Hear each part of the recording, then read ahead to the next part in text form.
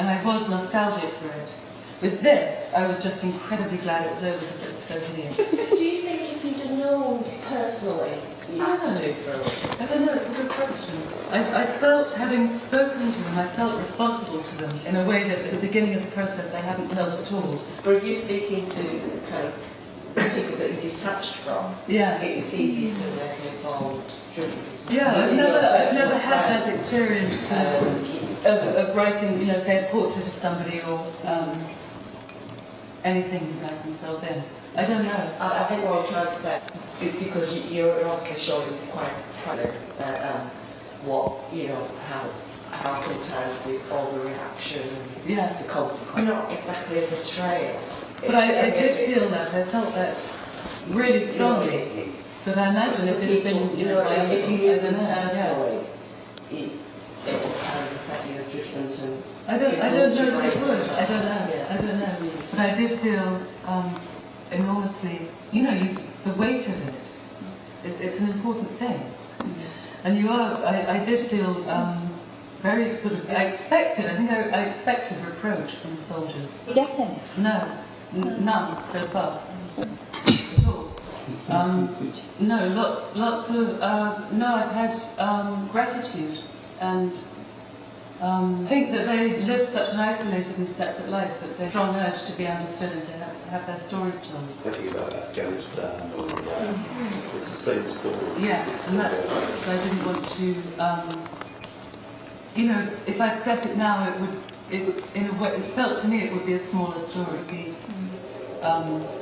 you know, acutely and specific, and the point is that each of these wars we all feel are, you know, oh look at this abuse of prisoners, because it's being filmed on mobile phones every single war, and I felt this, my main feeling was this sort of exhausted raid of the universality of these conflicts, and I thought by targeting now I would have been minimising it. Well, now, in Africa and Asia, dozens of small wars going on all the time. These atrocities are being actions of the population. Yeah.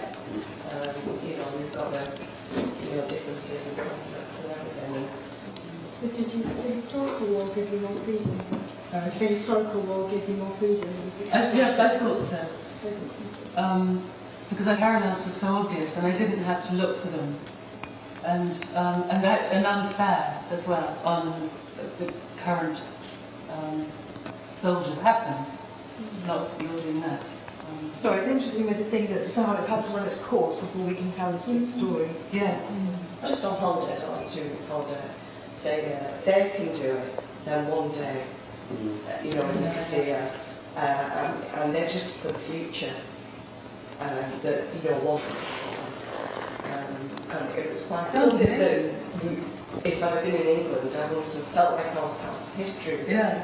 Even though it wasn't in Germany and all the rest of it, but it has such an impact on these people that you know, you couldn't help but, even though if I'd have been in England, I'd have been outed, you know, thankful that this was happening in Germany. I was one step removed from it all. Whereas there, no, it's not looking good, no, but at the time, you know,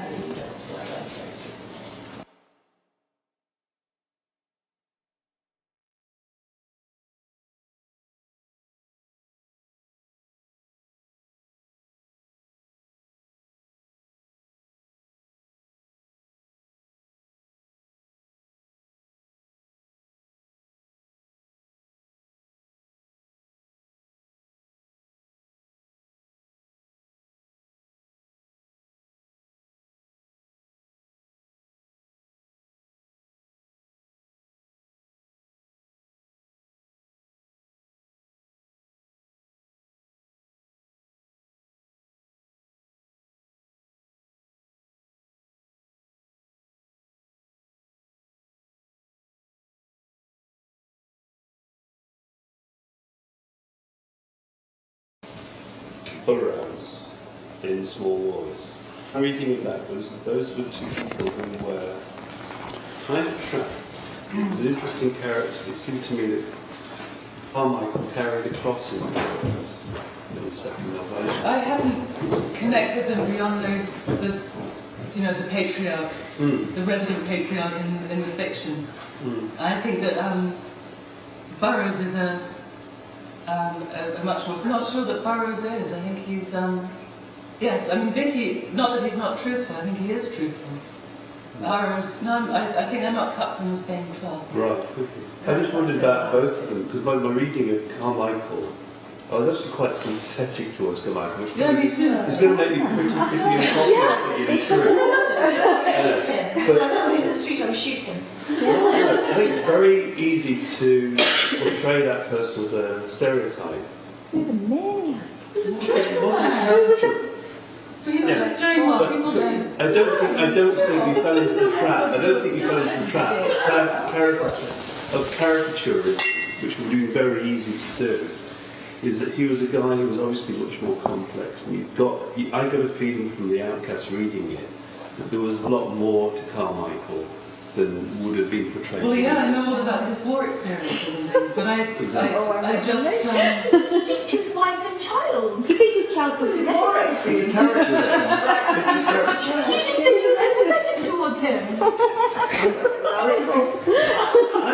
I'm writing a book about this. I'm writing 3 books about somebody who's trying to commit the genocide, and yet at the end of it, there's a reconciliation. You have to understand the character and what drives a person to that in order to write about them sympathetically. So, no, I'm not saying I'm not making a moral judgment here. What I'm saying is he was a complex character.